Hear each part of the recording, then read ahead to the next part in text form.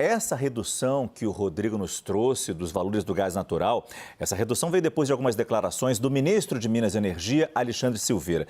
Ele disse que houve descuido e desdém com a política de gás natural do Brasil, o que foi enfrentado como uma crítica à Petrobras. Essa é a apuração do nosso analista Yuri Pita, que volta aqui para o estúdio para conversar mais sobre esse assunto, inclusive porque o presidente da Petrobras tentou amenizar a situação e disse que as decisões são técnicas, né, Yuri?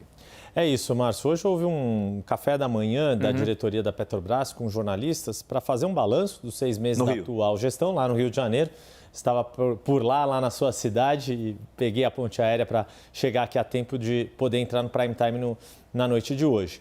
E o que ficou claro dessa conversa sobre essa questão é que, de fato, a Petrobras tenta amenizar o tom político, tirar qualquer tipo de ruído político, foi a expressão que Jean Paul Prates, que foi senador da República até janeiro deste ano, ao lado de Alexandre Silveira, que também era senador, o ministro por Minas Gerais, e Jean Paul Prates pelo Rio Grande do Norte, e tentando dar um ar técnico para essa discussão. Agora, aqui houve essa coincidência do anúncio dessa redução noticiada pelo Rodrigo Monteiro, que a gente também trouxe essa informação ao longo do dia na CNN. A grande questão, Márcio, é que a alegação da Petrobras é que existem razões estritamente técnicas para esta questão de exploração do gás natural por parte da companhia. Por exemplo, no pré-sal é preciso uma injeção alternada de água e gás natural para fazer a extração do petróleo em águas profundas.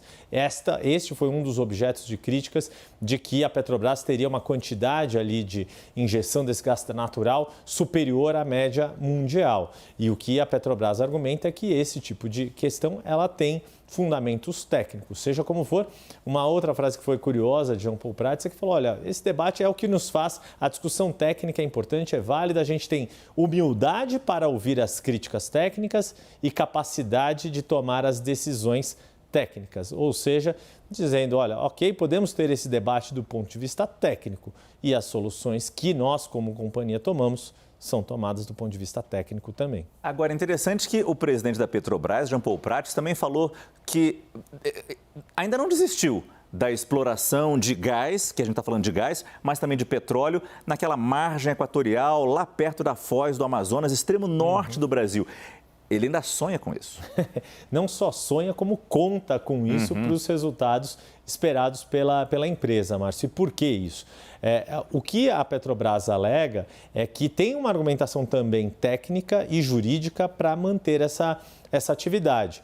Quando esse bloco foi leiloado lá em 2013, já estava em vigor uma portaria que exigia um estudo técnico específico, aquela sigla AAS, que foi uma das argumentações do IBAMA para negar a licença, coisa de meses atrás aqui, uma notícia que foi amplamente divulgada pela imprensa. O que a Petrobras alega, não só o presidente Jean Paul Prates, mas o diretor de exploração e produção, Joelson Mendes, que primeiro, que a exploração foi autorizada naquela época por decisão conjunta do Ministério de Minas e Energia e o Ministério do Meio Ambiente, lá em 2012, quando o leilão foi feito pela Agência Nacional do Petróleo, e que com isso não seria necessário esse estudo específico.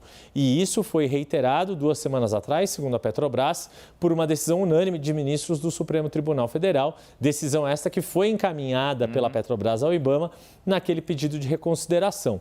Tudo isso para dizer, Márcio, que faz parte ainda do plano da Petrobras ter essa possibilidade de exploração. Existe toda uma pressão política e, ao fim e ao cabo, o que Jean Paul Prates diz é que tem que ser uma decisão do Estado brasileiro, de vários órgãos envolvidos, inclusive o Judiciário, não só órgãos do governo federal, mas que, no fim das contas, pode ser que chegue a algum momento que isso tenha que ser arbitrado pelo próprio presidente Lula. A Advocacia Geral da União, por exemplo, já se colocou à disposição de fazer uma espécie de mesa de negociação, de arbitragem entre diversos órgãos do governo federal. Já faz isso em outras áreas e poderia fazer nessa. Mas o que a área ambiental, o Ministério do Meio Ambiente e o próprio IBAMA têm reiterado é de que a decisão está prevalecendo do ponto de vista técnico, não há essa licença liberada e que, para ela ser liberada, a Petrobras precisaria atender várias outras exigências ambientais feitas pelo IBAMA. Muito obrigado, Yuri Pita.